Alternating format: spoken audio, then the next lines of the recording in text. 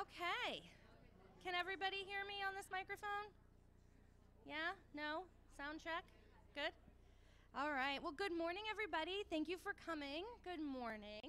I'd like to thank everybody here this morning, everybody willing to come to this second exchange of views that we're going to have. So we're going to start off with just a little brief introduction of what kind of we have planned today. But before we do that, I think Dr. Lorenz has some updates that she'd like to share. Sure. Is that true? Yes. So I wanted to start out just giving a few updates. I thought I'd start with the legislative update. Don't everybody groan at once. Actually, no, let me start with something happy. First, I want to start with thanking everybody who attended or had anything to do with the inauguration ceremony a couple weeks ago. It was awesome.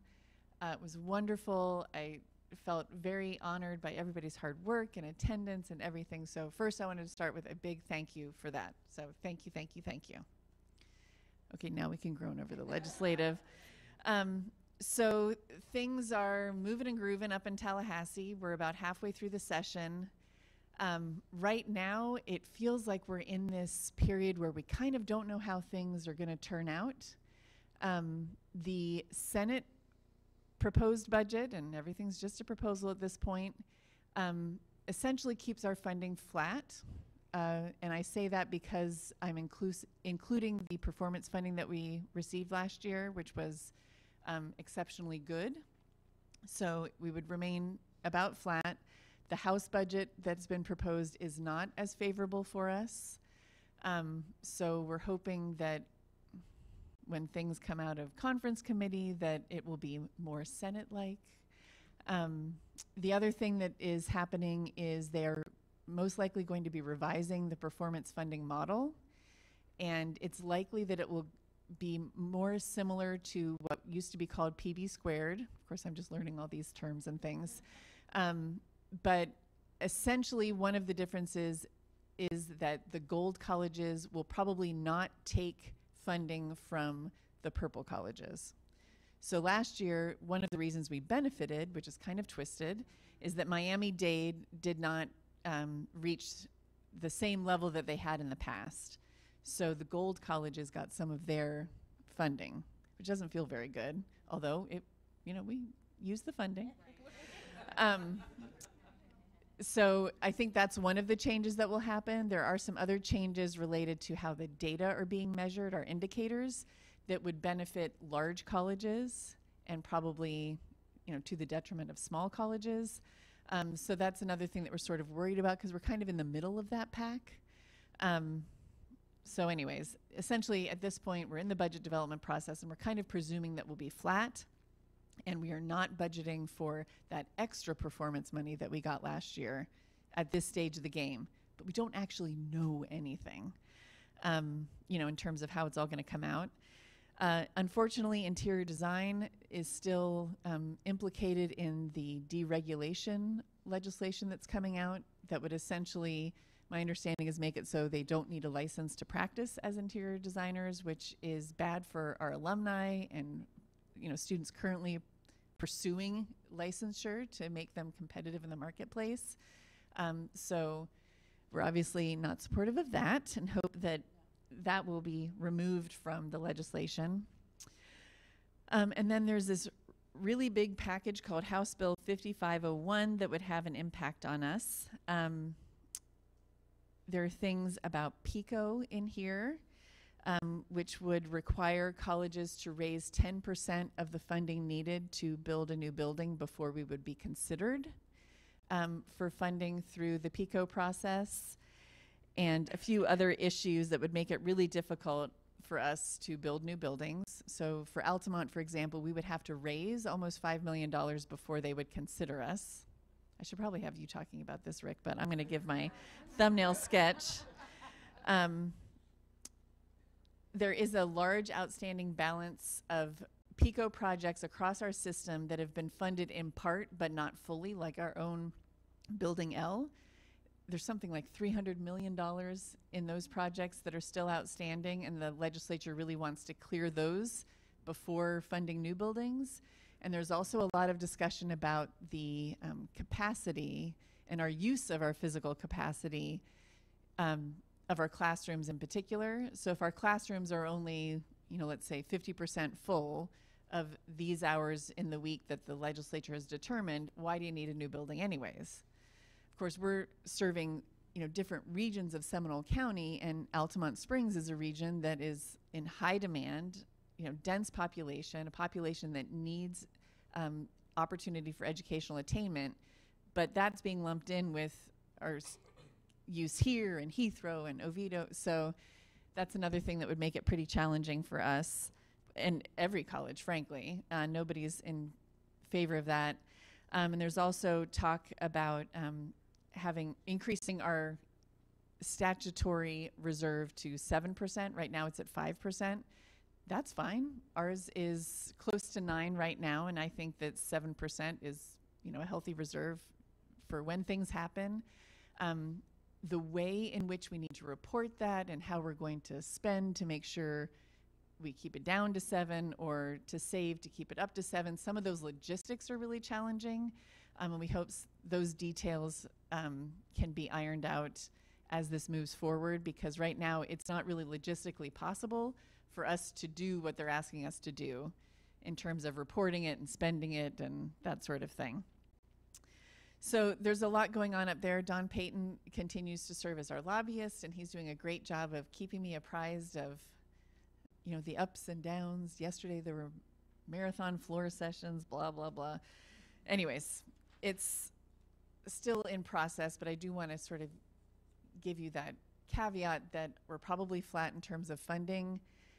Right now, only $2 million has been set aside in the budget, or appropriated, I guess I should say, for Building L, and we need 5.2. So at least we have a placeholder. Other colleges don't even have a placeholder for their projects. So that's promising, but we hope that we'll get the full amount. We were the only PICO project included in the governor's proposed budget. So we thought that was an excellent sign that we'd actually get it, but I don't know. I also wanted to do a quick update on the SOAR meetings, Strategic Outlook and Review. So this is a group of internal and external constituents that are coming together 6 times to review data about our institutional performance, student achievement, demographic and workforce trends, et cetera, et cetera. Then we're going to use those findings and recommendations for our Strategic Planning Summit, which will be held in the fall. There'll be one here at Sanford Lake Mary. We'll have other opportunities at other campuses. We'll talk to the foundation board and other external community groups. So please keep an eye on that for the fall. And I wanted to thank Summer. She has been your representative on that team. Thank you very much. And I think that's the update there. We're quickly barreling towards the end of the semester. There are a lot of events going on. I'm really looking forward to all of the end of semester activities. If you hadn't heard, Chris Anderson, the new supervisor of elections for Seminole County, is going to be our graduation speaker. We have 4 semifinalists for the Jack Kent Cook Scholarship this year, which is super exciting. And I think we're supposed to hear this month. We don't know exactly when, but if any of them get it. Tomorrow night, we have the Phi Theta Kappa dinner down in Orlando, and we have many students that have been named to the Florida All-Academic Team, which is really cool. The student art show is going on. The play opens on Friday night. And our 12th Leadership Academy graduation is on Friday. So we're all really busy. I don't know if you're getting tired, but so really exciting, great stuff happening. And those are my updates. Thank you. Thank you, Dr. Lorenz. I like that format a lot, actually. Would you like to do like a news show every week to update everybody on what's going on? I think that's helpful. So welcome again to the second exchange of views with the Career Service Employee Council. I'd like to thank everybody for coming. This is being live streamed, so I think that's why we see what we see here, right? But that's good, so everybody can view it now or view it later, okay? So keep that in mind. So I'd like to thank the executive team for being here, Dr. Lorenz, of course, and of course my council. So we're just gonna do some brief introductions, just say who we are, what we do on our council, and then we'll go ahead and get started, okay? So right off the bat, my name is Summer Pesator. I am the chair of the Career Service Employee Council, okay? And I work as a recruiter here at the college as well, in case you ever wanted to know what I did full-time, right? So that's exactly what I do. Want me to pass it down to Marcus? Hello, I'm Marcus Williams, and I am the vice chair of this council, and I also work as student retention and completion in our advising counseling department. Are you just doing us? Or, okay. My name is Jessica Bavers. I am the Altamont Springs representative, and I am the lab manager for biology and physical sciences at Altamont Springs. My name is Bonnie Baker, and I represent the Oviedo campus. And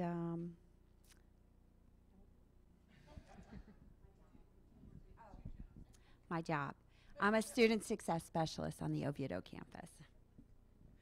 I'm Eileen Geritana. I'm the treasurer, and I am a purchasing specialist here on the Sanford campus. I'm Lauren Bender. I'm the secretary for the council, and I work in the mailroom on this campus.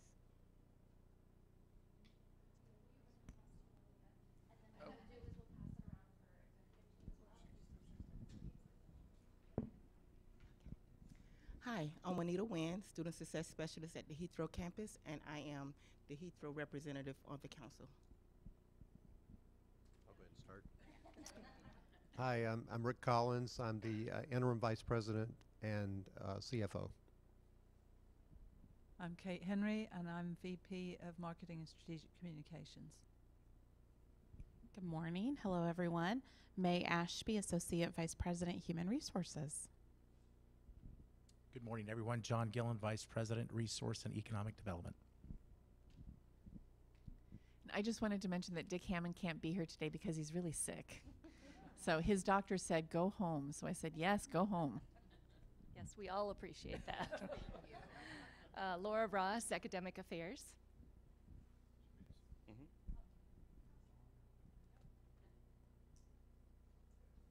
Don't give a lawyer a mic unless you tell me how to use it. Anyway, good morning, Paul Carlin, General Counsel. Good morning, everyone. I'm Janet Balanoff, Associate Vice President for Equity and Diversity and the Title IX Coordinator for the college. All right, so thank you, everybody.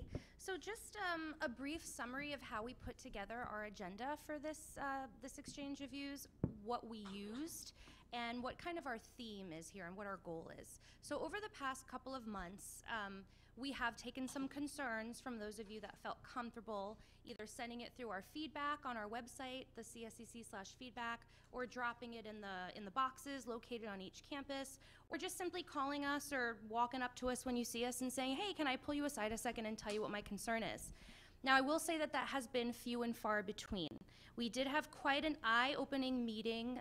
It was last month. It was when Brittany Resman from IR came down and spoke with everybody about the great colleges results, okay? That was a great meeting. We live streamed that as well. And those of you that did come did share a little bit of your concerns, and we talked at that time. But what we're finding is that there is a large amount of fear, I would say, based upon the career service employee group as a whole, where a lot of employees feel as though they can't speak out. They have a lot of fear of retribution. They think that their supervisor is going to take it out on them. They're not open to criticism. A lot of career service employees feel as though their ideas aren't being heard.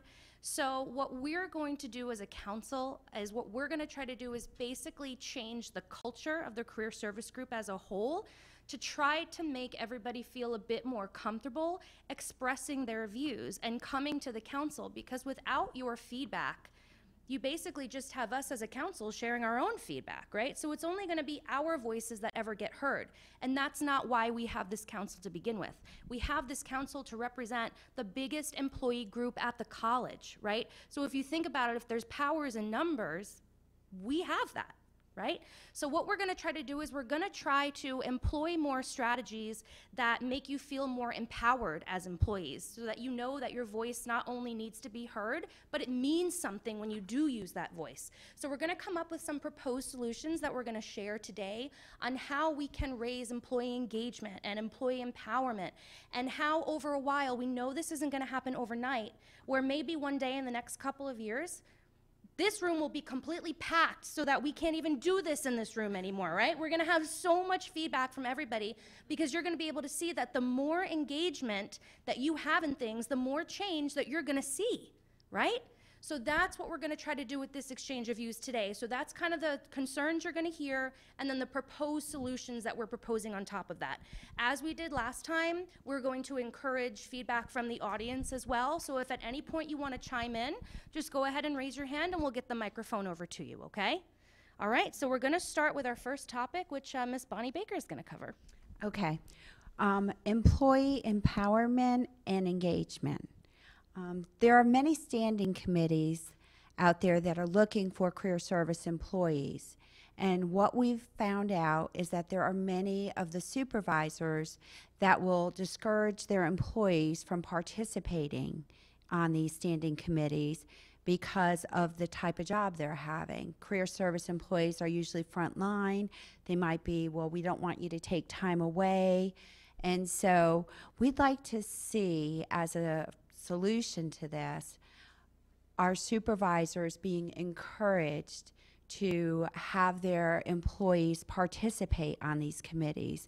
We can see that there's a benefit of joining the committees, because then we are being able to develop ourselves personally as well as professionally. So we would like to see that encouragement to our supervisors so people can participate. Well, we agree with you, and we got this feedback at the first exchange of views that I participated in the fall, and we discussed it as an executive team, and each vice president then went to his or her area to also encourage supervisors to figure out a way to make this work. And so we're sorry to hear, we realize that changing culture, takes time. But I'm sorry to hear that this continues to be, it looks like the #1 issue. So we have encouraged, the vice president direct reports and really trying to push that idea out there. May was just talking the other day when she got the email that when I did the call for new membership, sending it out to people, really encouraging participation. It is particularly difficult for student-facing or public-facing staff, but we are encouraging supervisors to figure out a way to try to make that work. And there may also be, on the other side of that, maybe we need to also give feedback to committees that meeting at this time and this day makes it much more difficult, because that's really high traffic time for students to need services. So, May, did you want to add anything? I think that was very well said about the feedback back to the committee. It seems that a lot of committees hold meetings on Fridays, which our understanding is not as heavy traffic for students. So we encourage that to be a day for committee work. But if there's something we're missing, please let us know. I think Dr. Lorenz is spot on. We don't want that to happen. And obviously, you all here today, your supervisors support your engagement. So I would assume it's not you all that are facing that, but maybe people that are coming to you. And so if you feel comfortable, if you could help us talk with these, individuals and supervisors, maybe there's misunderstandings, maybe there's solutions we can come up with as a team to have that happen. May, can you talk a little bit about what you're doing with the feedback from great colleges, et cetera, and how you're engaging? Yeah, and you might want to talk about it too from your perspective. But after we conducted the Great Colleges survey, we received fantastic feedback that we are indeed a great college. And that took a lot of work over the past 5 years to work on specific initiatives. You can't work on everything, it's just not realistic, but we worked on 3 specific initiatives. Well, we looked at all the feedback, and we don't want to rest on our laurels, and there's still issues, in particular with career service, that we want to work on. But all areas have things they want to work on. So what we've done is we've asked the constituent groups, so career service, PTAC, faculty senate, to talk with their constituents, come up with a list of priorities, and then we will actually put that list of priorities out to the entire college, get everyone a chance to give feedback, prioritize that list, and then start working on initiatives that will impact everyone. So if you want to expand on any of that, have you been discussing that? I would like to add, just to mention on this topic, I'm really glad to hear that you guys did have this, where the VPs went back and encouraged the supervisors, because I know that, I don't know if you want to expand on this at all, Patty. I'm on the council to coordinate standing committees, and we have coming up a meeting where we are going to go through and see, select the different people who've put their names in the hat to go on there. And I'm really hoping that we do see a lot more. Did you want to? No, I don't want to discourage anybody from not applying because they should apply, but we're getting good response. I'm really glad to hear that. So I want to thank you. There's one unique that we're going to have to target, try to get somebody, but right now we're getting tons. And that's what I wanted to. And that's what I wanted to add, was I was really hoping that by hearing this, because I wasn't aware of that when we have this meeting, I was hoping to be able to see that we would have this type of response, that maybe our feedback came prior to the supervisor's encouragement. And then when we have, our meeting to make our selections, we would see, this type of change. So that's really good to hear. Patty, I'll do the plug for CCSC also, along with Jessica, to make sure that everyone understands that this is a cross-campus kind of program. The idea of encouraging people to apply for the standing committees also was reflected in the programming for Women Moving Forward, a program which helps men and women promote on campus by developing their skills. Our last workshop was the importance of committee service in developing your professional skills. So it was not only talked about at executive team, it has been implemented, and I am happy to hear that that response has been positive, because the big meeting, as we call it, where the committees are filled each year, is just the beginning of committee service for career service and any other kind of employee to become involved. The idea of standing committees is not the last thing that you can do. There's a parking committee. There's a search committee for everything under the sun. There's an idea on each campus that has a task force somewhere. I guarantee it. So standing committees are not the be-all and end-all, but they are the easiest ones where we can gauge the response, because it comes in on that survey to Patty. I would just touch on that too. When I started at this college, I started part-time in our testing department, right? So it took a while, but the moment that you begin to get engaged, right? The moment that you even put your name forward and say, okay, I'll give this council a try. First time I did that, I got a call back to become the vice chair of this council. I didn't even know what it was. I just put my name forward because I'm like, I'd like to do something, And that's what got you started. And next thing you know, we're running this, right? So if that's something that's important to you, if you want to develop yourself professionally, right? Learn how to write better, communicate better, learn what the concerns are at the college, and really be a change maker. That's the way that you can do that. So you can submit concerns all day long, right? But if you feel like your concerns aren't being addressed, guess what? You can join a committee and you could be a part of that change to make sure that it happens. So that if one day you do choose to retire or leave this college, you look back and you say, it didn't used to be like that, but it is now because of me, because of my voice, because of what I did. And it helps with the shared governance initiative. And I mean, I am so grateful for all of the opportunities that I've been given just by serving on this council itself. And it's only my second year on this council. So those are just some of the opportunities. Yes, go ahead. I would just add to this topic, as a result of the first Great Colleges survey, one of those initiatives was shared governance. And the end result of all of that has been the creation of the Shared Governance Council, which is itself a standing committee now, and the procedure was approved this past year. They've started meeting, actively getting together. They're already doing wonderful work. Angel Nader, who was on the original Shared Governance Committee that came out of Great Colleges, he was elected chair of the council. He's doing great work.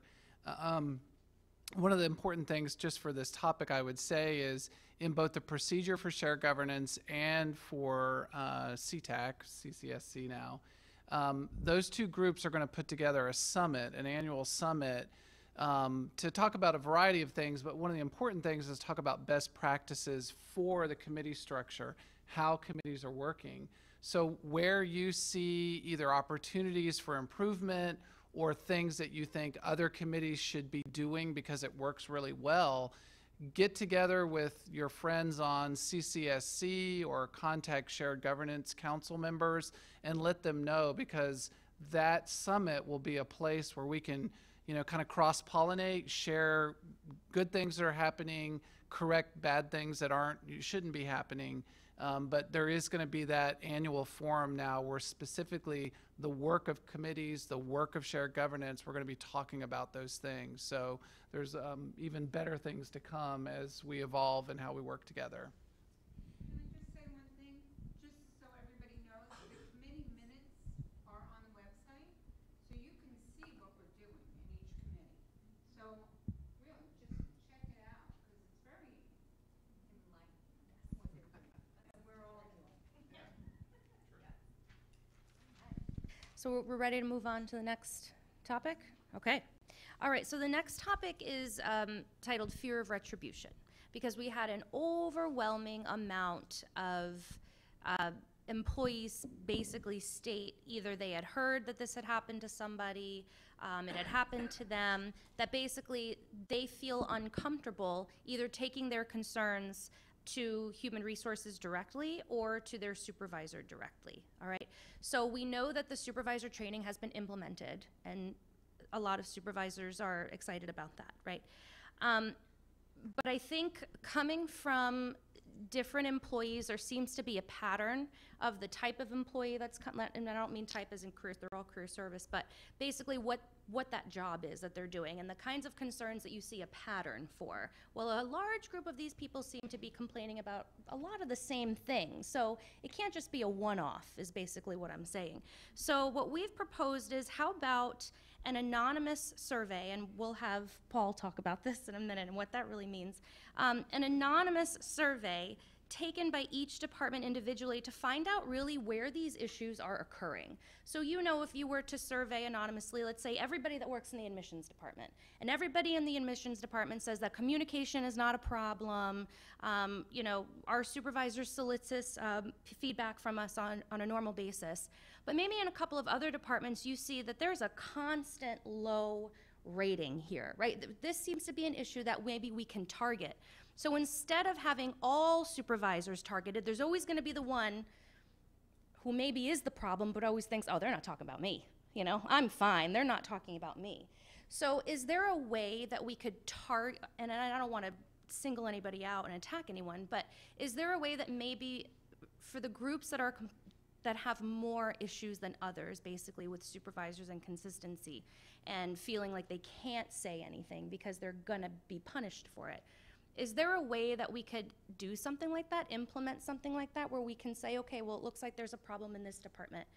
Maybe we should focus on this a little bit, get a group together, and really see if we can fix this? Or is that something that we just simply cannot do? So did you want Paul to talk about the anonymous survey? Well, what I'd like Paul to touch on basically is the fear of people basically saying that when they do these kinds of surveys, even with great colleges, that because we are subject to public records law, that everything that you do or say, somebody can go in and find out that it was you that had said this, right? So basically what I want Paul to explain is that is not our main goal here, correct? Yeah. And how that law actually works. Right, and we've actually had this conversation in Shared Governance Council as well, because this same concern came forward there. And I won't bore you with the details of Chapter 119 Florida Statutes, Public Records. Yeah, I really could go on this, but I won't. I mean, I think the takeaway that we want you to have is that, yes, public records law in Florida is very broad and very expansive, but just because something is a public record doesn't mean that someone's using it or that someone has it or someone's accessing it. And I think that's really the message that my colleagues on executive team would like me to communicate which is when we employ these tools to get feedback, we're not going behind the scenes and pulling data to try to parse it out to find out where is it coming from and who's saying it. That's not happening. We want to affirm that for you. It's not our intent to do that. If Dick was here, I think he would explain that there are technology reasons for why we have you use your sign-on, and a lot of that is to maintain the integrity of the process, so that we don't have more than one person trying to hit the same response and skew results. So that's the reasoning for those kind of things. But yes, public records is a big thing, but we as an exec team would not do that. We do welcome and want that feedback. I'll let our leader express that as well. But that's really what we want you to know. So I would say, I'm really disappointed to hear that this is such a strong feeling from career service employees, and it's certainly not the way I want things to be, not the way any of us want things to be. And there is a level of frustration from us with this because I feel like I keep hearing it, but I don't have any actionable information. So if you do know what division or area it's coming from, I'd encourage somebody from the council maybe to meet with May to talk about that, because we would like to address it and change this. We also, if somebody isn't comfortable going to HR or to their supervisor, or, those channels, Janet Balanoff, and I'll let her speak to that in just a minute, is also in a role in which she can be very helpful and hear these concerns and help us resolve them. The other thing we talked about in executive team about this is you talked earlier about empowering career service employees. We also want to see that and want to sort of introduce or revisit this idea of managing up, and the idea of being able to have courageous conversations with each other when you're frustrated as an employee and want to be able to express that to your supervisor. Maybe we need to help people with the tools to do that and help the supervisors have the tools to be receptive to that.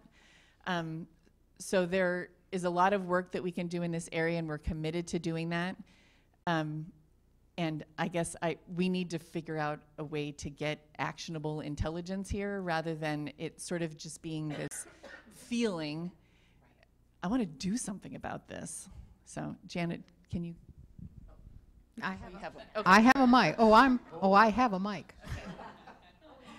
I do want to encourage Summer or anyone to come see me if you have information about problems at the college that you would like to see solved, because my role does encompass discrimination and the resolution of discrimination concerns. But as I look at discrimination concerns, I can also tell you some college resources around things that are not discrimination.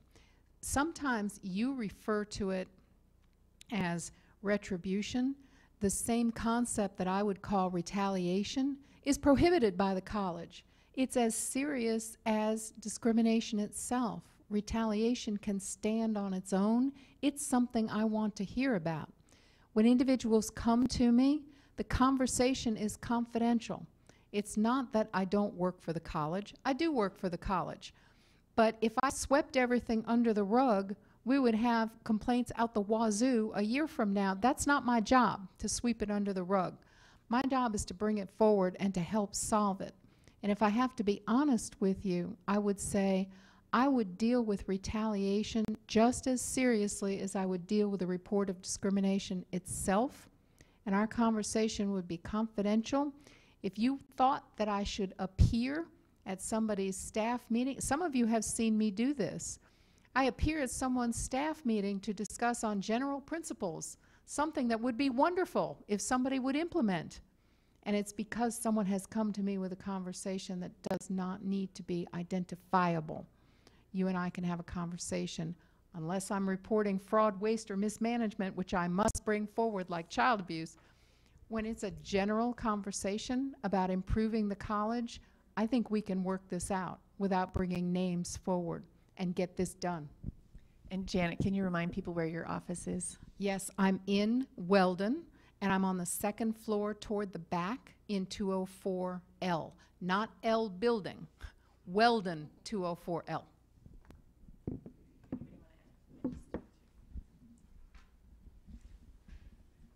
Thank you. A couple themes just from that statement, Summer. One thing I did want to address is the great colleges. You had mentioned some people, I want to clarify, you had mentioned some people felt uncomfortable even responding to that survey? Correct. Okay, so that survey was actually administered by a third party. So we don't even own that data. So we can't decipher who said what from a technology standpoint. We don't even own it. It went through Modern Think, which is a complete outside entity. And what's interesting to me as I listened to your statement is I felt people were very frank and not cautious or concerned at all. Here's what I think. And that's great. We want to know. So that's why this remark is puzzling to me. I would also ask, again, I don't know the situation, so it's hard to propose solutions when you don't know the specifics. But one thing we may also want to think about, as opposed to an anonymous survey, I'm really big on relationships, and relationships help solve problems. Trust helps solve problems. You can't build trust through an anonymous survey, but you can build trust through relationships and conversations. And so I would even ask if it's the direct level of supervision, could this division or area institute what we call skip meetings, where, for example, you go a level up or even two, and that person meets with all of the direct reports 1 or 2 levels down, and you just talk and find out how things are going, and have real conversations, as opposed to, again, an anonymous vehicle. Because then even if I get really concerning data anonymously, how do I fix it? I don't know who the person or the situation is. So I'd really like to work on breaking down barriers and building trust. Okay. I just want to add on to that too. I am lucky enough to work in a department where both my direct supervisor and Pamela Menashe, right? She's really big on honesty and trust, but you don't get that overnight, right? So every Friday when we have our meetings, she will look you dead in the eye, honestly, and say, is anything going on? Is there anything I should know about that's going on in your department? And she won't say it to supervisors. She'll say it to the employees themselves. Her door is always open, and you know that anything you bring her, she's gonna take care of that. And I think that's a reason, I mean, I know you don't dig through records as a hobby, but a lot of people in admissions have been there for a really, really, really, really, really long time, right? The only reason I even got my position is because somebody after 7 years finally moved away and I was able to slip in, right? But I mean, when you have a supervisor that you feel like you can trust, that you can be open with, you are more likely to take your concern directly to the source itself, right?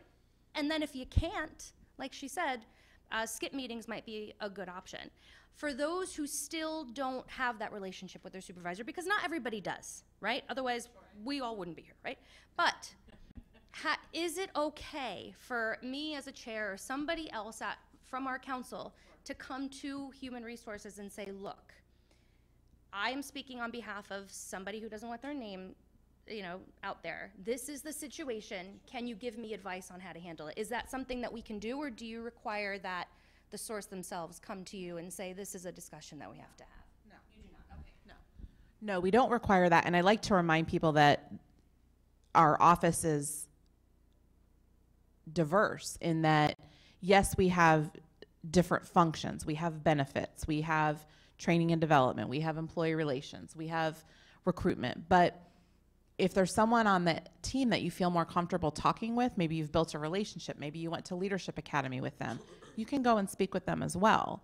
We generally funnel people to our employee relations area, but if for some reason you want to speak with someone else, we're here for our employees. And so, like Dr. Lorenz said, this was, discouraging to hear. It's also discouraging to hear as a leader of our team that's here to support people. So we need to get to the root of it to help solve it and make it better. Okay, and we're here to help. Okay. Anything else on this topic? Anybody out here? Bueller? Oh, Mike. Just to follow up on what you're saying there. I know we have Janet to kind of reach out to specifically. And I know many individuals who say as a response, oh, come to HR, speak with someone. For a resource, a referral, is there anyone that you would actually encourage within your department? I know you mentioned employee relations, but is there a point person in that area or someone who is already aware that this is maybe a place for grievances or concerns to be addressed? Sure. So our employee engagement area is, we have an employee relations manager named Sandra Davidson, and that's a good place to start. But again, if there's some reason why you would like to speak with someone else, you're more than able to do that.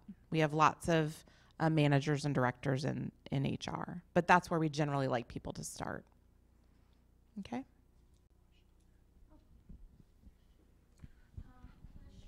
You want the mic? Let me grab.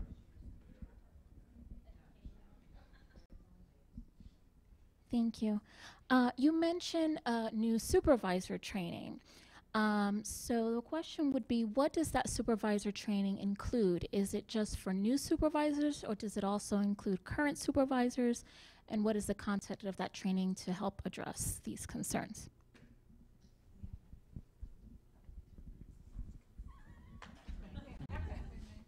So great question.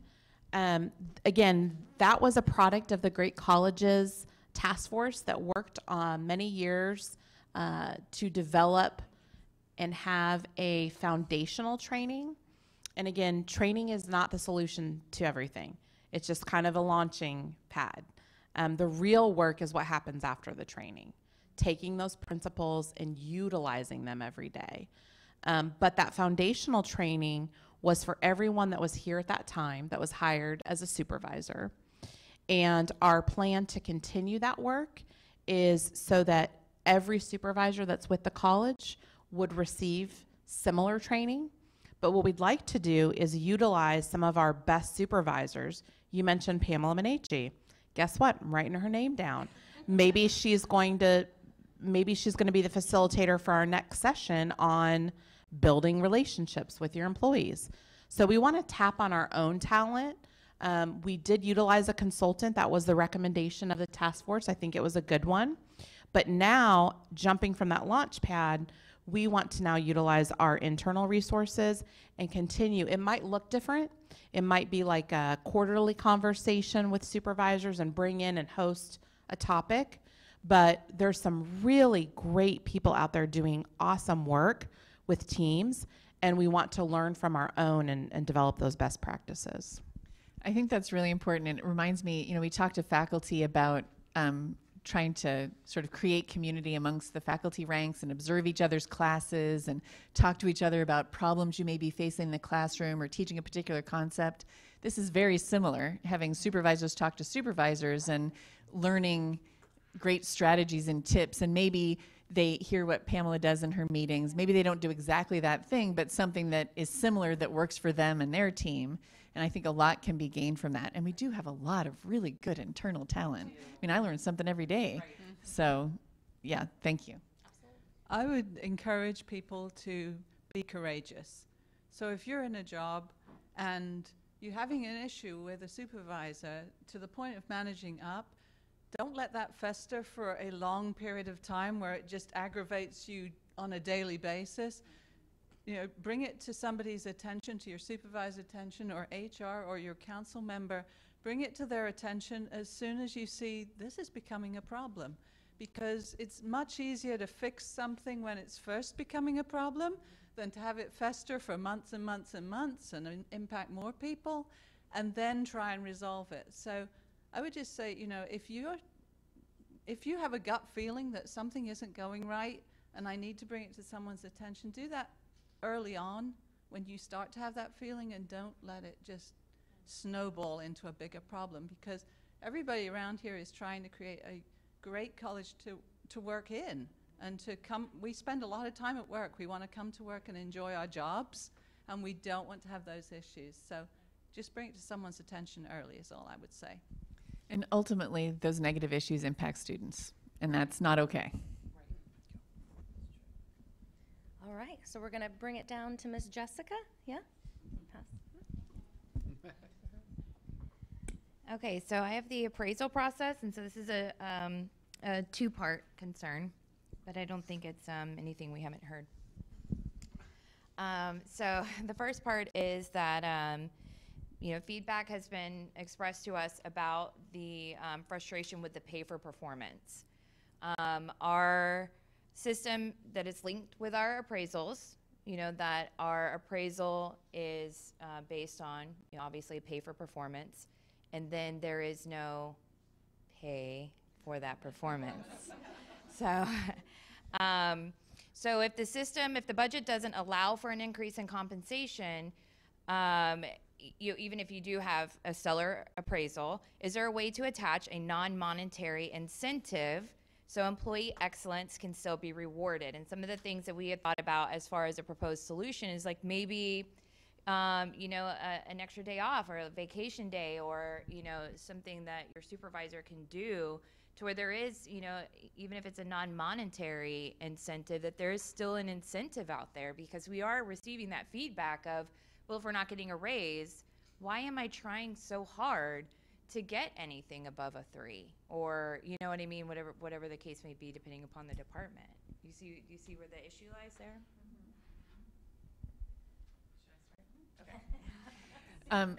So I've shared with many of you before, this whole pay for performance structure is new to me. It's not something in my experience that has been associated with education. However, it is here in Florida, and I don't know that it's being diminished. I think it may even be strengthened in some ways from some of the things that you read legislators and the governor are saying. But I agree, it doesn't make a whole lot of sense to have a pay-for-performance system when we don't have a pool to actually pay for it. So I agree, and that's something that I'm going to investigate with the board, because they were ultimately part of, you know, putting this into place. And I appreciate this suggestion. I hadn't thought about this before, and I think we'd have to talk about the logistics of how something and legalities of how that might work. Do you want to say anything about that?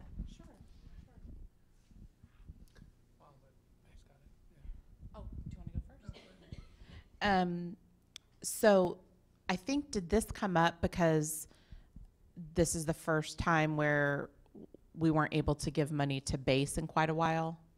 Is that why this came up, that there wasn't any dollars associated? Yeah, and there's been a time in the past, and then there was a time where there was the fear, and then we ended up getting a raise. And I think it's just always that question. We don't really ever know, are we actually going to get a raise? You know, is it going to happen? And they just don't seem to be, they don't seem to follow each other on a calendar. You know, we don't really know. And I think that it just doesn't make a lot of sense to a lot of people. You still have a few people that are scorned on the compensation study, not to bring that back up. But, you know, I think that that's just kind of the way, and yes, right now, I mean, it is a current hot topic, yeah. Okay. Yeah, I think some of the proposed solutions, those are good ideas, but we do have to explore that and see if we can do that. And like Dr. Lorenz said, we want to be able to, first and foremost, you know, just talking about our employees, not the students, but just talking about our employees, the whole notion of pay for performance really works well when you have a large budget. And to be realistic, we don't have a large budget to allocate to these types of programs. We just don't. And so that was some of the pushback when we first initiated this back in 2012. And we brought forward data, and our board really wanted to try it. And I respect them and their decisions. I think we're at a point now where we've had several years of utilizing the system, and I think it's okay to go back to them and talk to them a little bit more and explore different options. I think that's fair. And to one of your points about, why should I, work so hard or do this? I really would encourage everybody to think of them as separate, even though they are tied together, because we all want this college to be great, and I know you do as well. So I wouldn't necessarily tie them together, because even if we did away with performance, I still would want people to want to achieve the best and collaborate with each other and do their best work. So I just wanted to throw that out there. Is there anything you wanted to add about the budget, or Paul wanted to add about the options? Of course, employees want the raise, just to make sure that that was a clear thing. If we're going to stick with a pay for performance, we're not asking, let's move to you get an extra vacation day if you get, a 4 on your appraisal. But it was just kind of like, okay, well, if you're telling me that I have a pay for performance, and there's this incentive that you've attached to it, and now you're saying this incentive is not going to exist this year, it kind of, deflates the balloon. That's really what it was. So it wasn't really, it was more of like a cavalier statement of where's the incentive, because you're right, we do have pride in our work. So yeah. And I'll just briefly address the budget side of it.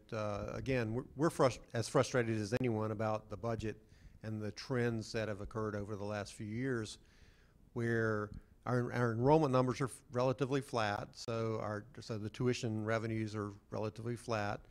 We haven't been able to raise tuition because of political issues in Tallahassee, so we haven't raised those since I think it was 2011-12. So our tuition rates haven't gone up. The state funding, which is the other half of our funding, is relatively flat. So you end up with a relatively flat budget. And of that budget, about 80% of that budget goes towards compensation, whether it be salaries and benefits. So right now we've carved out a large chunk of the revenues that we have for compensation. But then how do you carve out another big pot of money for performance? That's the frustrating part that we're dealing with right now. So we'll continue to work on that as we go forward, but it's a very frustrating budget process right now for all of us.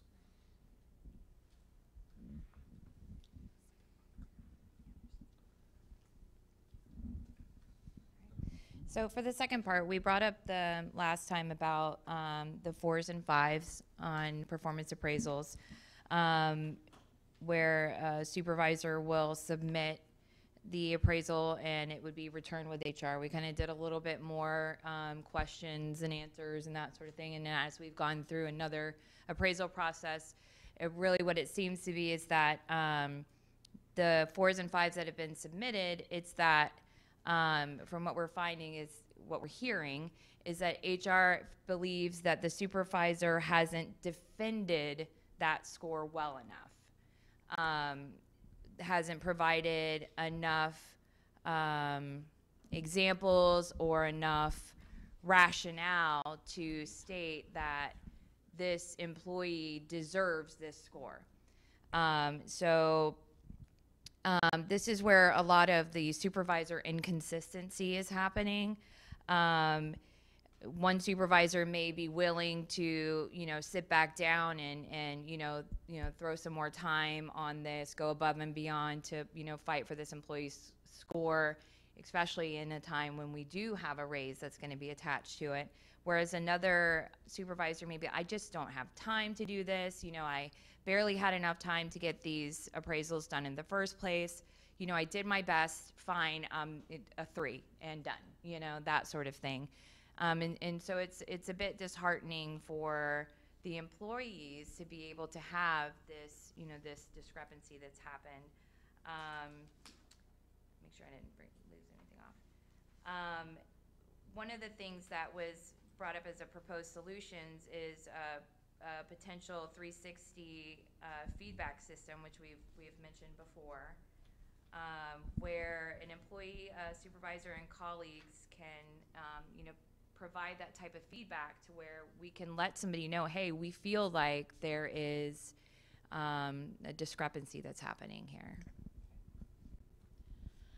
Okay, me again. That's okay. That's really okay. So I think the first thing I want to share with you is that HR does have a responsibility, and I hope you can start to appreciate how hard it is to be an HR professional, because a lot of their job is to often look at information and deliver answers that sometimes people don't want to hear. But part of HR's responsibility is to protect the college and to protect our employees. And so when the appraisals go through their process, we have a safeguard where HR reviews and ensures that the documentation is appropriate, because that is going into everyone's personnel files. And so I could probably talk for a couple hours about this, but I know we don't have that time, so I'm trying to be brief, but it is so important, this entire process. But the bottom line is that HR is a recommending body. HR does not tell supervisors what to do.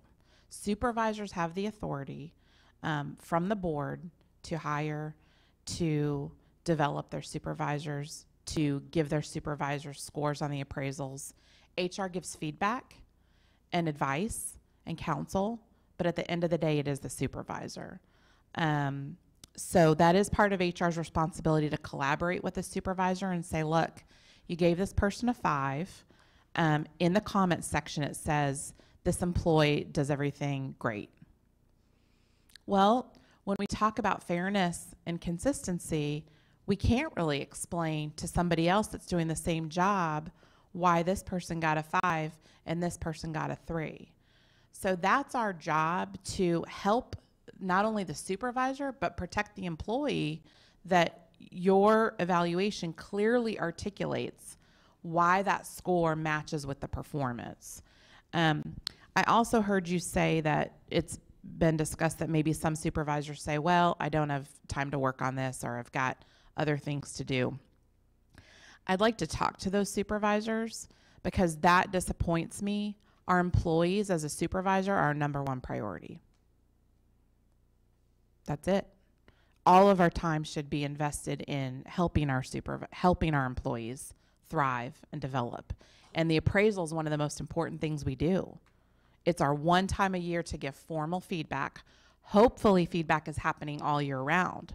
And it sounds like in some areas it definitely is, and we know that. But this is formal. And so it's important that we put thought and time into writing down people's accomplishments and giving them praise for that.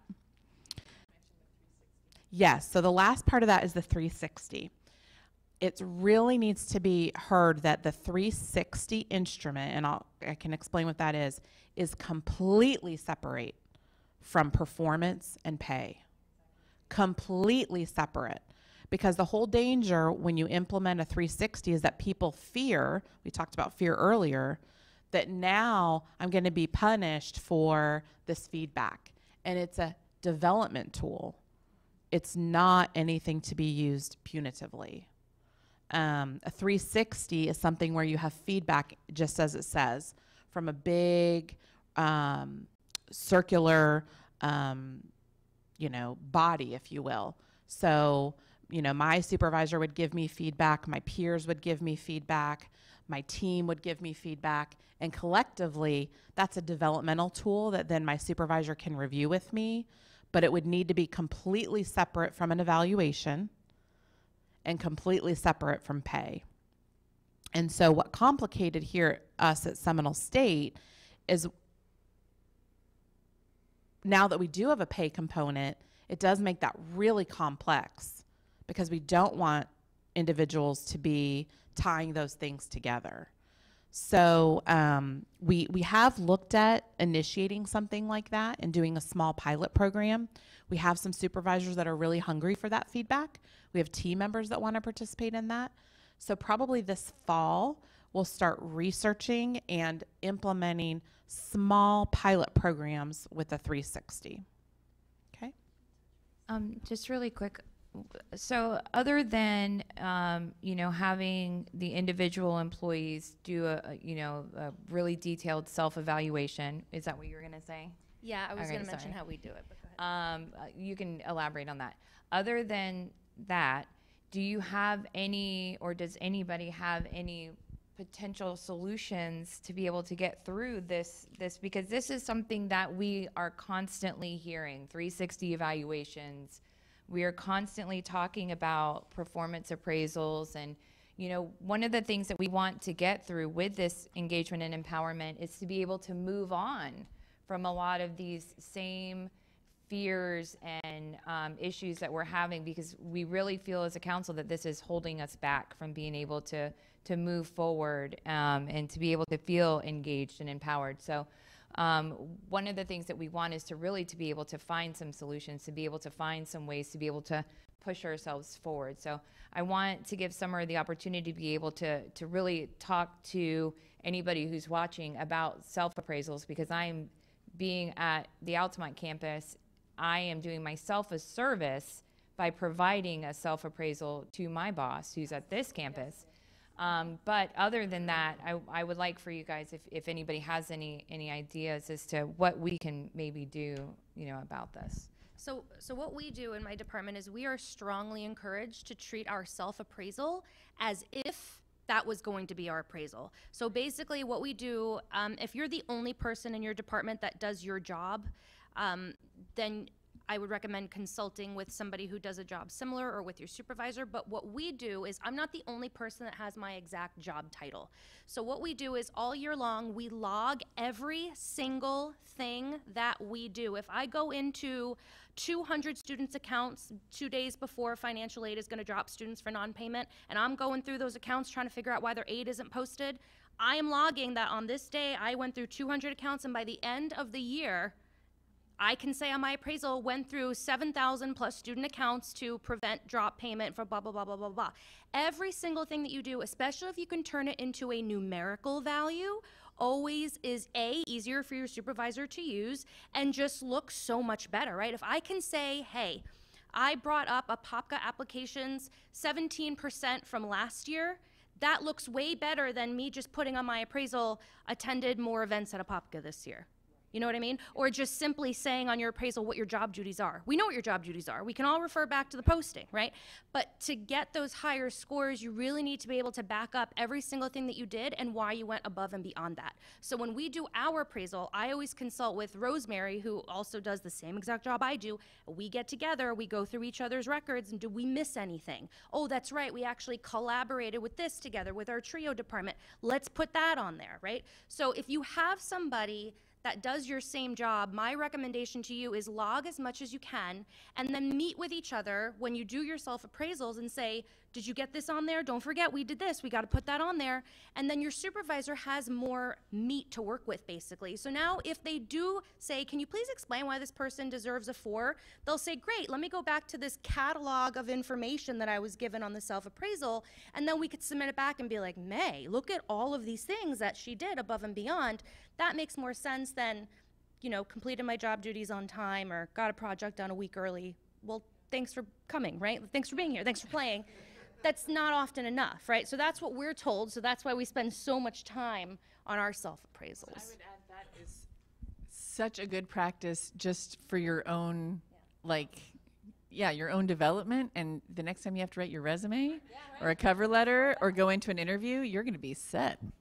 This is what I had to say about that, Summer. Yeah, right. So I would also add, and probably HR has done this several times, but a workshop on this, okay, of course. I knew you probably did, but probably not everyone attends, and so if you haven't been to that workshop, that would be a great idea. Mm-hmm. May I ask you one more question? With the workshops that you do have, do you provide like any writing samples or rubrics with those? Okay, I just want to make sure that is also brought around because I can't imagine why that would be a reason for not going back to it. I honestly have been blessed to have, amazing role models and supervisors that I've had, and I know she name dropped a few of hers, but Ashley Toyson. I'm gonna name drop a few of mine as well. Chayla Harris, Bianca Smith, and Ashley Maddox currently right now. I want to make sure that they do know these are definitely individuals who are within our ranks that we should be internally recruiting to model supervision. And even with our director, my director now, Debbie Lynch, she has been all across the communities within the satellite campuses as well as our main. This is what we should be utilizing to broaden our scope with current individuals who want to go up that ladder. So that is what we can see coming through our appraisal process. These individuals have molded myself as well as my constituents on my team to kind of seek out opportunities, whether it be through the councils or committees and things like that. So thank you for sharing that. Again, in all seriousness, that was really, really helpful to your peers. So thank you. And I will give a shout out to Debbie Lynch. Anita Simpson over our engagement area is one of our employees that reviews a lot of these reviews and takes on a big job to do that. And she always tells us year after year how great Debbie Lynch's appraisals are, meaning not the score, but the way that they're written is very helpful for the employee's growth. They're very well documented for the college, and we're going to start using her as a resource for others. So thank you.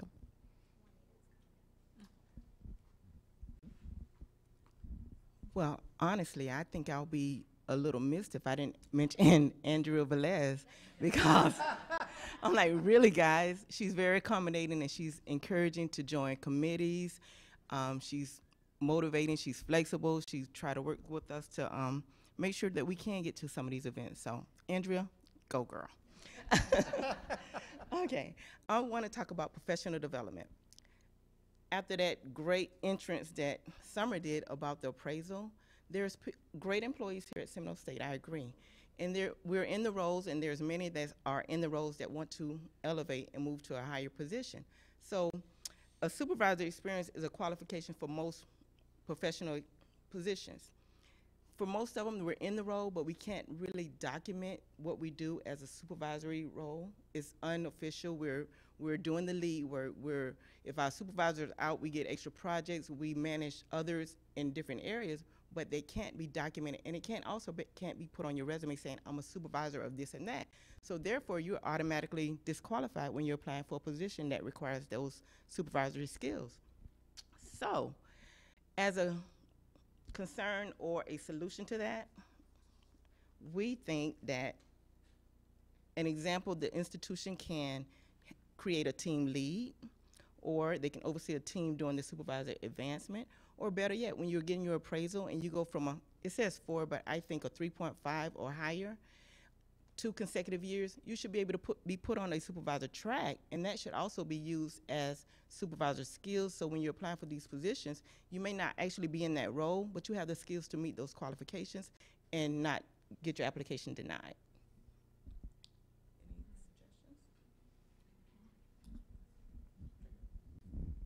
So to share the wealth here, I'm going to kind of turn this to my colleagues, because I'd like you all are hiring managers, and what are your thoughts on that? So when you're hiring for a director or a manager and this issue comes up about needing those skills. So if you want to talk about that, I don't want to dominate. I feel like I'm the only one talking. So there's that. But I will say, Juanita, we agree in HR with a lot of more of the entry-level positions that we can make supervision a desired qualification. And again, remember, I always tell people this, HR is a recommending body. Your supervisors do make final decisions. And so we do work with our supervisors. We encourage them to look at a job description and think through what types of people you'll weed out, what types of people you'll bring in, and really take some care when you're looking at the qualifications. So again, we have those conversations. If Dick were here, he would let you know that he and I are going to start to collaborate more likely this fall about doing some IT internal track training. We've heard a lot about that, helping people get ready for those roles. So there's a lot going on. We're just not quite there yet. And if you have experience of leading a team or leading a project, that to me is a qualification for as May was saying, a desired qualification for a job, because essentially you're saying you can manage a team of people or you can manage a project, get it done on time. That's supervisory experience right there. So maybe we do need to be a bit more flexible, but I would encourage you, to get involved in projects where you can be a lead, step up, even serving on a committee. You're actually exercising the same types of characteristics as a supervisor. So it's really just fleshing out your resume a little bit more and taking the advantage of those. Well, actually, that is true, but on the application, when you submit it to HR, if you don't have that title, supervisor, where you've supervised X amount of people, where you've hired, evaluated them, or even do payroll, then it's not considered supervisor. Of course.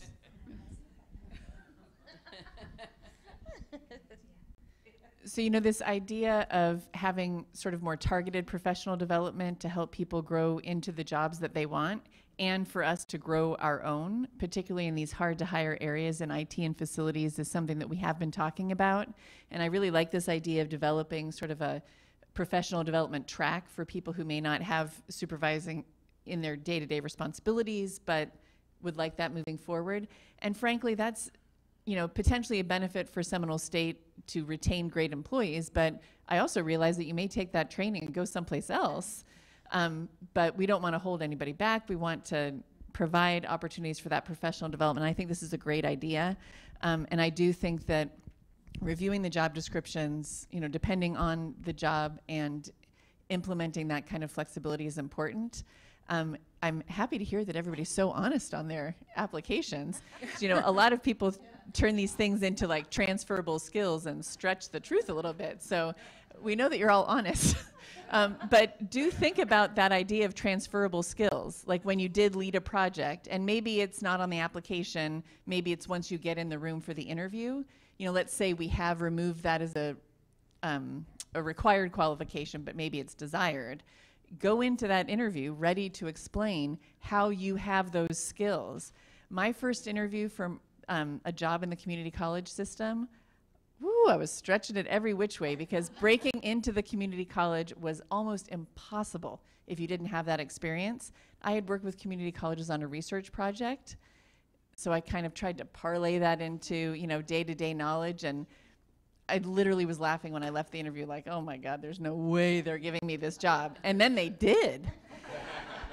And anyways, I would just say also really think about transferable skills. And if you keep a log, like Summer was talking about, maybe have like a column on the outside of that log that's transferable skills, like, leadership, supervision, organizational management, time management, conflict management. Those are things that people are going to ask you about when you interview for a job, and they're looking for specific responses. I realize it's not an interview workshop, but I'm just saying that you're getting these experiences.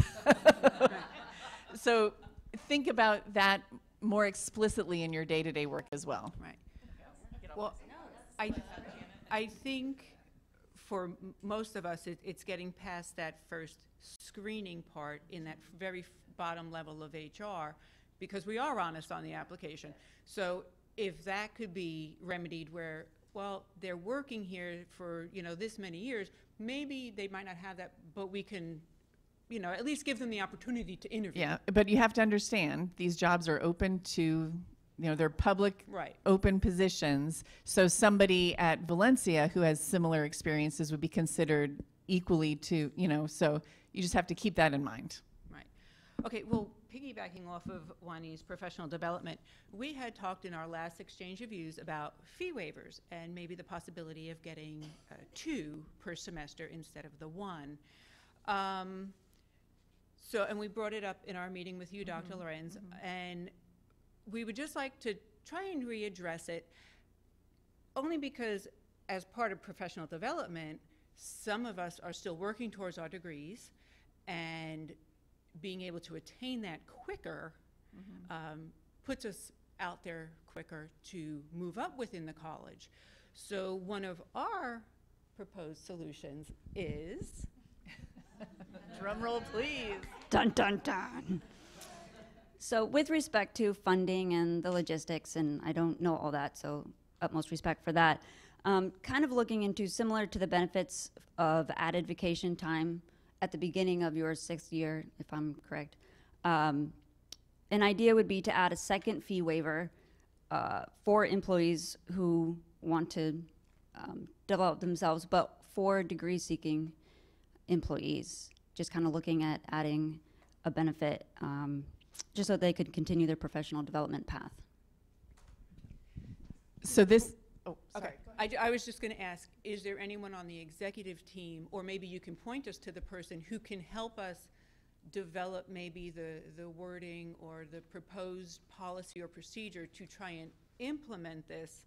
I know it's going to take some time, but maybe we can get some career service employees together to work with that particular person to try and just take this the next step.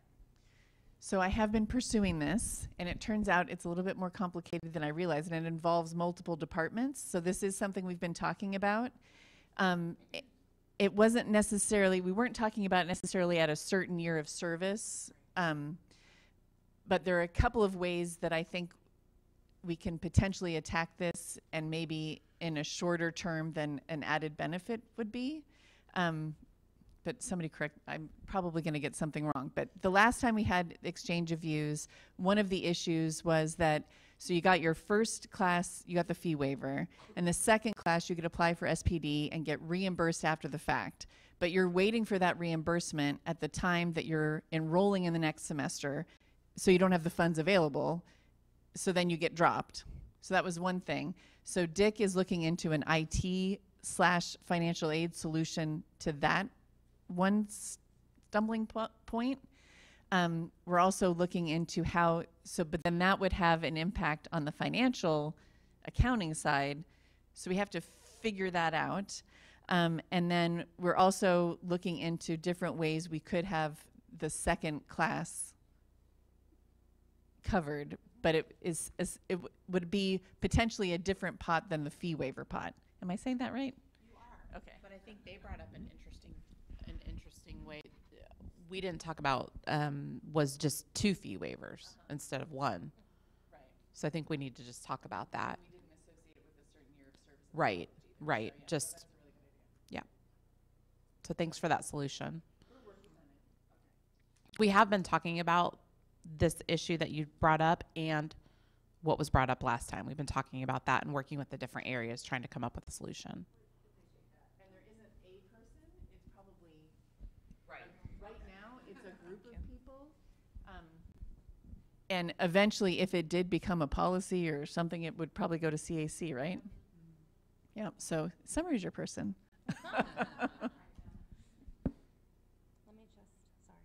I just want to add, we have about 10 minutes left. We have 2 more topics. We want to be respectful of everybody's time. So if it's okay, we'll move on to Mr. Williams. Hello, everyone. So mine's fairly quick, but it does cover 2 topic areas, excuse me. It's mainly communication and collaboration. So right now there's a current sense of feeling that many departments work independently from one another, and this is very telling between our, I keep on saying satellite, but our other campuses with respect to how we conduct within student services and also student affairs as a whole.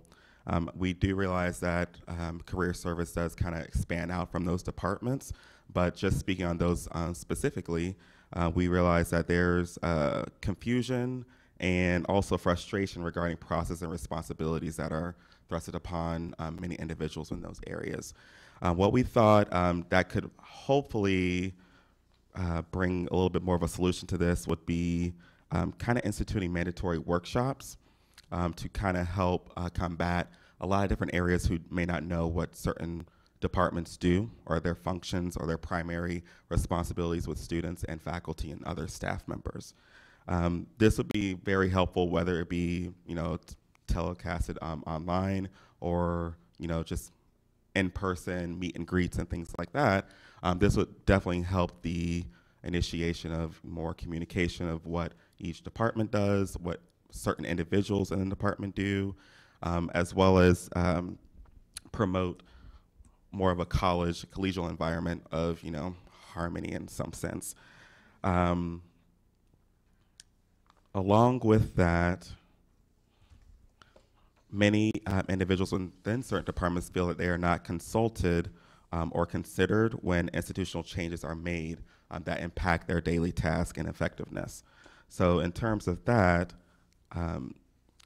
we wanted to see if there was a possibility where career service employees could be included in more of these deeper and longer conversations on certain committees. Not saying like Great Colleges was a great committee to be a part of, but this is not dealing with parking or dealing with security and things like that, but more so things that get changed in the college, such as the institution of student services being open for an extended period of time during a certain week, or helping out with registration, or helping out with a financial aid day on Saturdays and things like that. If those can be brought down to the constituent levels where we will be interacting as a primary face of the student, I think that's where you'll have a little bit less of a pushback, more often than not, from these individuals who have those concerns.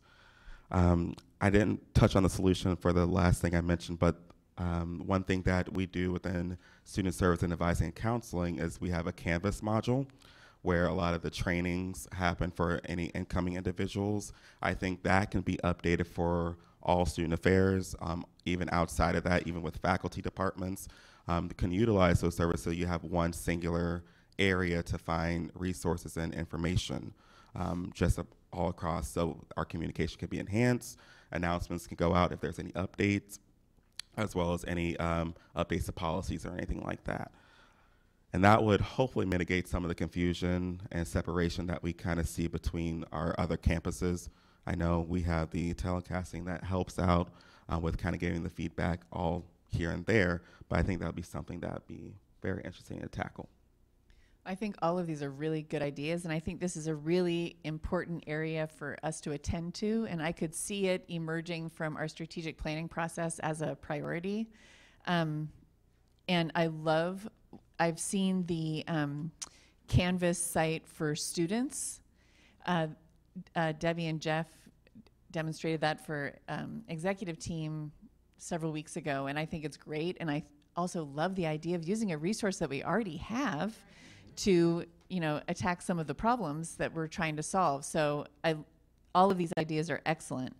I do want to remind people how many opportunities there are to get information that I know I'm guilty too. We don't all go there, but board meeting minutes, committee minutes, the newsroom on the website, there's all sorts of stuff out there, and there's this sort of delicate dance between us trying to push information and people just simply not reading it because they're sick of getting it, and drawing people to information. So don't forget that we do have those sources out there, and hopefully people, myself included, can discipline ourselves to seek out some of that stuff, carve out some time.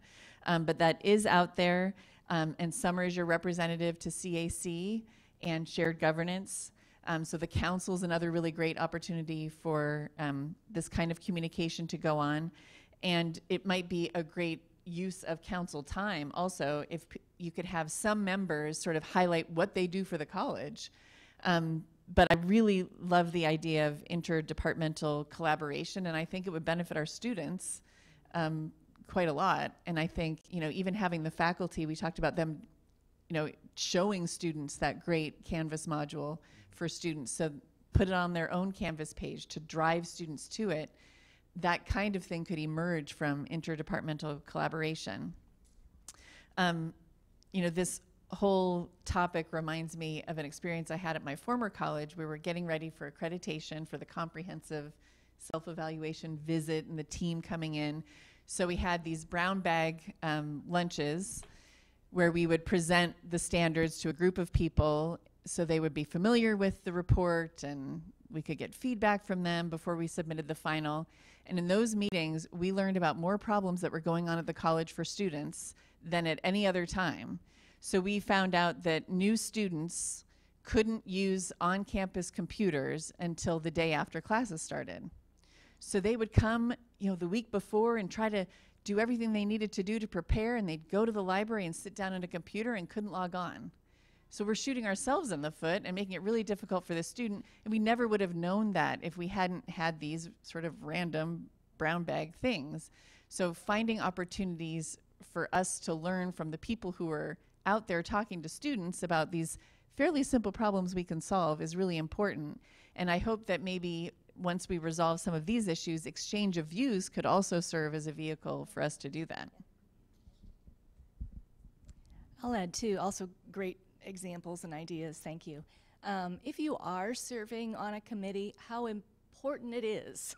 You're there probably as a representative of your department or constituency, how important it is to go back and share what's being talked about. Just this morning, there was a very large committee in the fall that worked on Gen Ed review and change. Some changes were suggested. It was approved. It went through curriculum committee, approved, and now we're moving forward to implement. But all of a sudden now we're hearing, oh my gosh, you can't do that because of, you know, from people that didn't know these changes were happening. So I don't know where that's going to end up, but all I'm saying is how important it is if you're on that committee to share information, and if there is a concern, bring that as early as possible back to the committee. Yeah, so we'll solve the Gen Ed thing. Don't worry about that. Just an example of things that happen. And I will add that it is rewarding and honorable just to be included in conversations that really impact you, only because I know just by hearing things, we all talk with one another. And I know one thing that I heard as commending the president is that in a meeting, there was something that was more geared towards individual or an area, and instead of Dr. Lorenz actually calling that individual supervisor, she called that individual that mainly had the information or the impact because they have that student experience. And that getting around the college, that impacts more with retention, I believe, because you already feel that trust in an individual. They can count on that person to provide input and to provide advice or feedback. And that matters more than, you know, let me go down the line of, let me talk to my supervisor. That supervisor will talk to the person. As we know with communication, information gets lost, and many things that are mostly pinpointed are not included. So I really do commend you and other executive team members who have done that and modeled after that as well. Sure. Excellent. So we will close. I just want to touch on our last topic because we kind of touched on this on at our last SOAR meeting. So for those of you that weren't there, we have some concerns just from our academic foundations side of the college and adult education. I think so often, and this kind of touches on what Marcus was saying, with just like being collaborative and having people be recognized for everything that it is that they do here, right? We kind of take for granted that academic foundations is just there, right? They do what they do and it's great, and then we go about our own lives, right? And we do what we do. But I think that it's really important to try to include academic foundations and adult education in everything that we do here. I know we have the discussion of like trying to get their students more involved when we have like student government or student association activities and things. And I know that it's difficult because they're kind of a transient population. They don't really stay for that long of a time, especially if they're going to get like their GED prep. That's a couple of weeks, right? But we had a concern come to us that basically even the data that they're able to pull over there, I guess everything's set up for a college. Our systems are meant for the college side of things. So it's really hard for them to get an accurate sense of what they're going to need in the budget if they can't accurately report how many students have benefited from the things like the GED prep programs, because we will prep them for their GED to take their test, and then they actually have to make their own appointments to go take the GED test. Now, they can do that here at Seminole State, but if they do it outside of Seminole State, which they can, we don't get the credit for that student, basically. So their data isn't really accurate. So they just have some concerns that they're not being recognized for as much as they're actually contributing to the college. And I guess, too, there was a video that had come out through marketing. I have not yet seen it, with a lovely student named Jasmine and everything that she has done here, right? But she actually started through the GED program here, and that wasn't mentioned. So I think it's really important that we just all be a little bit more cognizant and see how can we include this side of the college even more, and if we can, from a tech side of it, not my specialty at all, but can we possibly work on some solutions to get their data reporting just to be a bit more accurate so they could be recognized to the full extent of what they're doing? Yeah, of course. Okay, so the student we're talking about is Jasmine Walton, who did in fact start in GED, and we made a video on Jasmine to play at Dream Gala, where we obviously solicit funds from donors. If I remember, in her raw footage, she did talk about her experience within the GED program, but given that we have to have a 2-minute video, we obviously have to trim that quite a bit in order to play it at Dream Gala. We can go back. We're actually between videographers at the minute. Our videographer left to go to Advent Health, so we're recruiting another one. But we can go back and look at the raw footage and see if there's a possibility of adding that back in, maybe lengthening that video and making sure that, you know, we actually include that.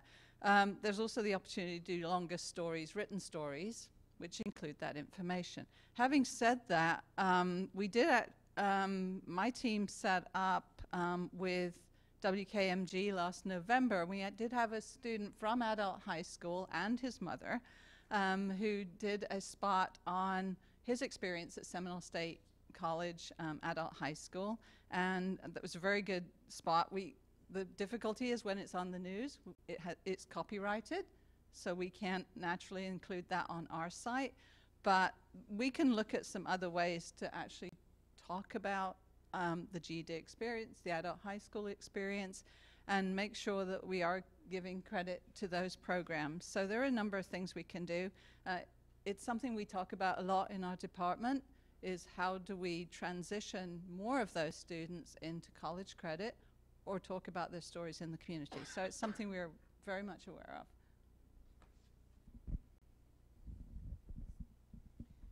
I think if Dick were here, he would represent institutional research and say they're just as frustrated as the people in academic foundations about those data.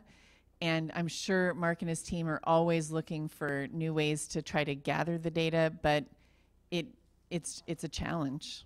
And it's not for lack of interest or lack of trying.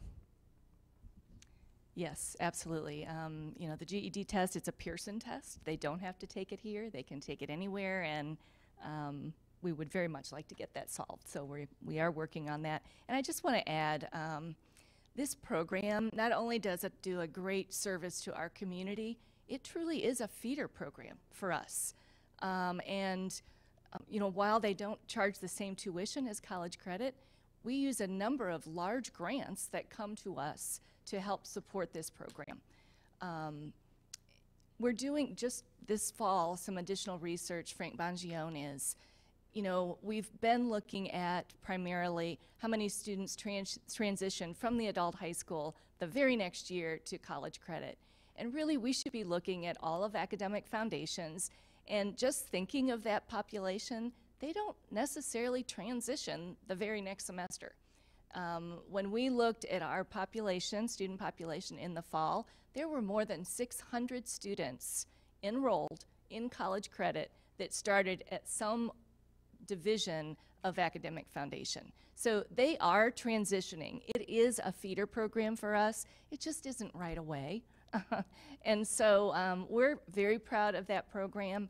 I have to say the faculty and staff in that program, they're not just teaching content, they are mentoring students and taking them from unbelievable academic backgrounds, but more than academic, to transition to the next level. They're doing amazing things. We're very proud of that division, and I don't think we include them enough in some of our activities. I don't think we make it even very easy for them to transition to college credit. They're our own students. We already have their transcripts. That should be pretty fast. It isn't. And I know there's all kinds of reasons why that's the case, but we're working on this, and Frank is a champion of moving this forward, and if you all have ideas, we're certainly ready to listen on how to make some changes there. Yeah. I want to emphasize that last point. Everybody, so this is not an academic affairs problem. You said that we're working on it, like you're going to take responsibility for that. It's everybody's responsibility to help us break down this silo. And if you have ideas about how we could make it easier for them to come in, or you could say, hey, on decision day, why don't we include academic foundations? Each of us work in an area at the college that could be more conscious about how we can be more inclusive of academic foundations, just like we are of the English department, or so that's something we can all work on. It's not only academic affairs that needs to address that. Okay, well, we are over time. Okay. Jessica, did you? Audience members? Really quickly, I know we can't go into it, but at least I'd like to put it out there as a concern that we should address also as a priority, and it is responding to emergency threats on the college-wide to ensure that we're all trained on how we should respond to these threats of violence that we've been seeing, this escalation, across the state of Florida.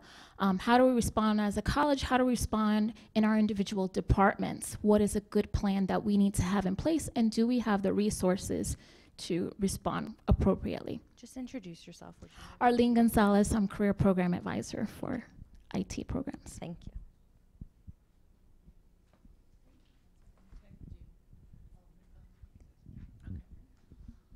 Well, I just wanted to let you know that we do have an emergency response team. Were you aware of that?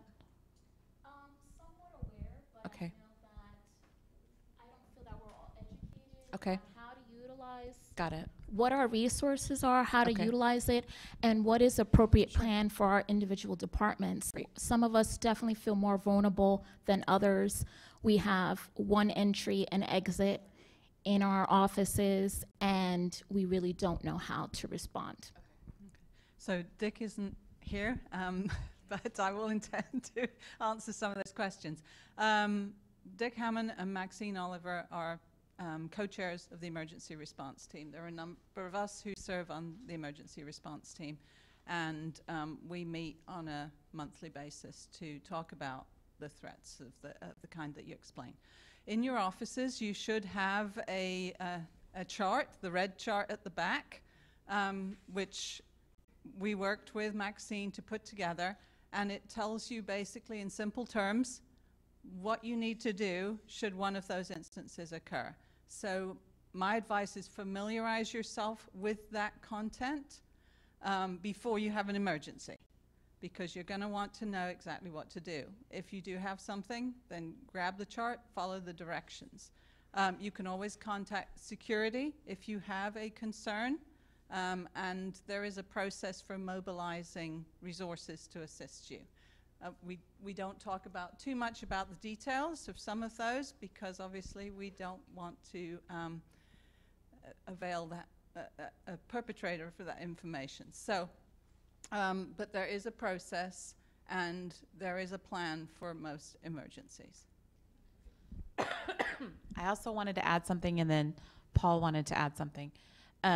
Maxine Oliver and her team will come out to any department and provide training.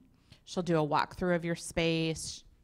She'll talk with you about some concerns you have. So I would encourage you and your supervisor to contact her and perhaps schedule something. I think that would help you. And then Paul's going to share something. Yeah, just an additional resource. This past year, risk management moved under the legal affairs office. So the risk manager now reports to me. We have a new person, Amina Kanji. She's really great, knowledgeable in this area. That's another resource for anybody who has a concern about just kind of a practice or a condition that occurs that someone's concerned about may create risk or vulnerability. She'd love to hear about that as well. Always, always, always, if there's a current situation, always call security first. You know, let's deal with the problem that's existing at the moment. But we have a much more robust team now with our new risk manager and safety and security to address these concerns ahead of time or after the fact. So again, Amina in my office would be a resource. She's working very, very closely with Maxine and maybe can add some components to the trainings available as well. So give us a call as well. Well, I was just going to say,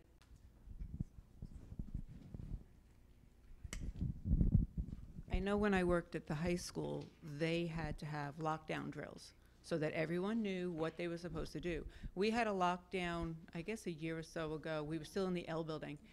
And honestly, we didn't know where we were supposed to go. Many of the people didn't know that they were supposed to be quiet while we were on lockdown, not working, not laughing and giggling at the door. You know, we had no idea what we were supposed to do. We're now in a new location, and we still have had no lockdown drills. If there's a lockdown, I know what I'm going to do because I decided what I'm going to do, but I don't know what we're supposed to do. Can we have lockdown, like, is there a lockdown drill process? There is not a lockdown drill process. We do have communications on lockdown, and it's what you are supposed to do. So my team, if we have a lockdown, we will issue instructions on exactly what you're supposed to do. It's actually the same instructions that are on that flip chart, but it depicts exactly what you need to do. Be quiet, lock doors, don't go outside, turn your phones off. There are instructions clearly documented, and you will receive those. You'll receive them on email.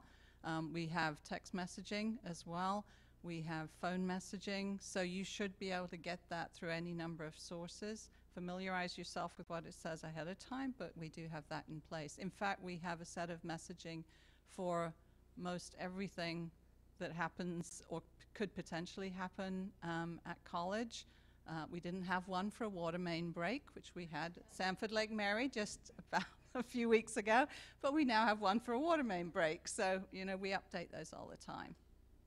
And just to emphasize, I want to say maybe 3 years ago, we implemented the active shooter video that was mandatory for everyone to attend. And for those that are new or couldn't attend, it is also a resource online. I would encourage you, Eileen, to watch that, familiarize yourself with that. The 3 tenets are to get out. If you can't get out or run away from the situation, then hide out. And if you can't hide out, then last situation would be to use whatever means possible to survive. Hopefully we never have to face that, but that is the reality. I remember the situation that you're talking about. Those individuals were spoken to, and not in a retribution or retaliation, but to make sure they understood the seriousness of the situation and to talk through what had happened. And understandably, sometimes when they're in crisis, some people react in a way that may seem strange to others, but some people were laughing because they were nervous and they were scared.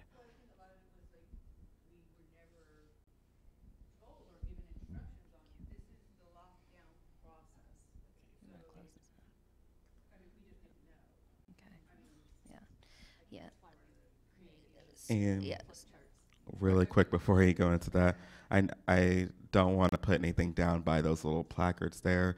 And it was almost, at least for many of us, it had good information, but it also made it seem like that was for the ideal building structure. And I can tell based off of Eileen, excuse me, I should probably say her name, Arlene's, her reason for bringing it up is mostly because the way our buildings are, they don't really provide too much of security. And I know with this newly created building that we're currently in right now, that's really nice to look at, but honestly, with a whole new building, lack of cell service, I won't even have to worry about putting my phone on silent because nothing's going to get through to it anyway. But at the same time, that thinking of us being barricaded in one area and not having a get out option, it almost puts more fear that you do end up in the laughing moment where you're like, okay, well, whatever's going to happen is just going to happen at this point. So I think that area of bringing up security is a great suggestion because I know being in that V building, if I'm just in the doorway, there's no one getting out of this. If I'm in this building here in my own office, we have a big office, but there's only one, well, it's really only 2 other ways, but they go to other offices, which are great, but everyone still funnels out the same way. So that is a hard aspect to think of, but I think that's the main reason why we want to bring this situation up. And I think that's something that you said Maxine would probably be able to visit each area and do the walkthroughs, but I think that's something that Eileen was bringing up, that we do need to have that at this point. Yeah. We need to have that. Yeah, as somebody that goes to high schools on a daily basis and has been in a 2-hour lockdown situation at Wekiva, which was not a drill, it's very scary. But there are operations in place, and we can get with Maxine to find out exactly what those are. So quickly, we are 20 minutes over time. I just want to thank everybody for being here. Thank you, Dr. Lorenz. Thank you, executive team. She will be running out in her heels, as will I. So please view it online and submit any further questions you do not feel were addressed. You can send them directly to me via email or through CSCC/feedback. Thank you again, everybody, and thank you for coming. Thank you.